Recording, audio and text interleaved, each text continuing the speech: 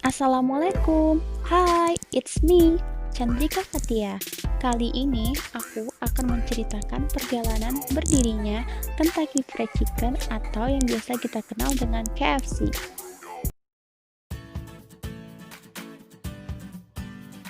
Siapa sih yang tidak mengenal perusahaan makanan cepat saji Kentucky Fried Chicken? Pasti semua orang tahu ya apa itu KFC. Ya, ayam goreng asal Amerika. Yang ternyata ayam goreng produk Amerika ini memiliki sejarah panjang loh, sehingga menjadi salah satu resep kesukaan masyarakat dunia. Sebelum lanjut, jangan lupa klik tombol like dan subscribe ya.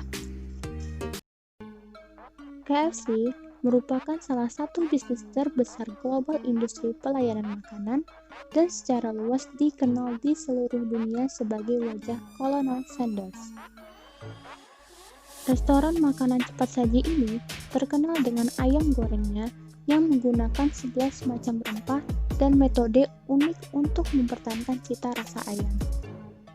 Kentucky Fried Chicken ini didirikan oleh Kolonel Harlan Sanders yang lahir pada 9 September 1890 di Indiana, Amerika Serikat pada usianya yang ke-65 tahun. Namun siapa sangka, di balik kesuksesannya, ternyata banyak sekali rintangan yang dihadapi sebelum restoran cepat saji ini menjadi terkenal dan mempunyai cabang di lebih dari 80 negara. Di usianya yang ke-6 tahun, Kolonel Harlan Sanders kehilangan ayahnya. Pada usia 8 tahun, ia telah menjadi kepala keluarga. Ia tidak melanjutkan sekolah dan menjalani berbagai pekerjaan seperti petani, agen asuransi, tentara, dan masih banyak lagi. Pada tahun 1930, ia memulai usaha kecil dari sebuah ruangan kecil, yaitu sebuah gudang di belakang stand pelayanan mobilnya. Ia telah mengubahnya menjadi sebuah rumah makan kecil yang menjual ayam goreng dan sayuran segar yang ia beri nama Cafe Sanders. Akhirnya, Harlan Sanders menerima pangkat kolonel berkat keberhasilannya di wilayah Kentucky pada tahun 1936. Tahun 1937, usahanya semakin berkembang dan rumah makannya kini mampu memuat 142 orang. Pada tahun 1939, ia menemukan cara jitu untuk menggoreng ayam. Salah satu hal yang membantu penemuan barunya tersebut adalah penemuan pressure cooker atau panci yang bertekanan yang dapat menghasilkan ayam lezat dan segar dalam waktu 10 detik dengan cara dikukus di atas uap. Tetapi, kemudian pada tahun 1940, dibangunlah jalan tol yang membuat restorannya tidak strategis lagi, sehingga Kolonel Sanders kehilangan pelanggannya.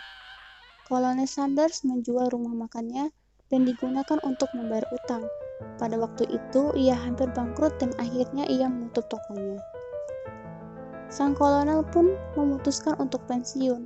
Dia mendapatkan uang sejumlah $105 dari jaminan sosial milik Harlan Sanders sendiri dan juga milik istrinya. Meski dengan kondisi jiwa yang remuk dan sebuah kekurangan, akan tetapi Harlan Sanders tidak menyerah. Di tahun 1952, ia berkeliling Amerika dan Kanada untuk menawarkan waralaba bisnis ayamnya. Ia sudah menghabiskan waktu 2 tahun berkeliling dan ada lebih dari 1.000 penolakan yang ia terima. Tanpa kenal menyerah dan yakin ia akan berhasil, ia terus berusaha. Dan akhirnya, pada tahun 1964, jumlah rumah makan yang berada di bawah franchise KFC-nya mencapai 600 tempat. Jumlah tersebut terlalu banyak dan tidak mungkin dia memikulnya sendiri. Oleh karena itu, Harlan Sanders memutuskan untuk menjual bisnis waralaba KFC-nya kepada John Brown Jr. dan seorang miliarder Jack Ma seharga $1 juta di tahun 1986. Pada tahun 1971, lebih dari 3.500 waralaba dan restoran yang dimiliki perusahaan yang beroperasi di seluruh dunia semenjak Haggen Incorporation mengakuisisi perusahaan KFC. KFC bergabung dengan PepsiCo Incorporation di tahun 1994 dan secara resmi KFC membuka restoran yang ke-9.000 di dunia di Shanghai, China. Kolonel Harlan Sanders meninggal pada umur 90 tahun di Kentucky State Capitol dan dikebumikan di Louisville Cave Hill Cemetery pada tahun 1980. Di Indonesia, KFC membuka restoran pertamanya pada bulan Oktober tahun 1979 di Jalan Melawai, Jakarta. Pada tahun 2005, pegawainya telah mencapai 750.000 orang di 92 negara sedunia. 30 Juni 2019, KFC sudah mengoperasikan 708 gerai restoran di seluruh Indonesia.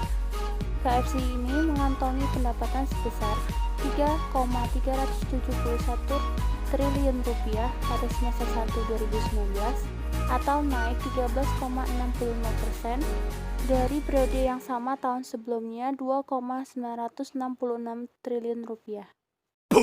Wow. Nah, jadi bagi teman-teman yang ingin memulai usaha bisnis, tak ada kata terlambat ya untuk memulai usaha walaupun di usia yang sangat tua. Sekian dari saya, sampai jumpa. Wassalamualaikum warahmatullahi wabarakatuh.